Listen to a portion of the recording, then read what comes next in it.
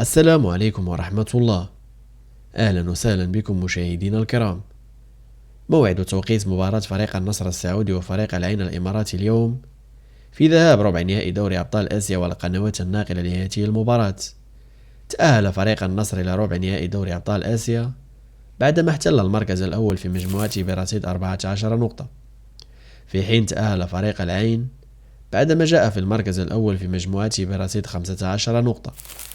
وسيواجه فريق النصر فريق العين في ذهاب ربع نهائي دوري أبطال آسيا اليوم الاثنين 4 مارس 2024 على ملعب هزاع بن زايد في حدود الساعة 5 مساء بتوقيت المغرب، تونس والجزائر، وعلى الساعة 6 مساء بتوقيت مصر، وفي تمام الساعة 7 مساء بتوقيت السعودية إن شاء الله.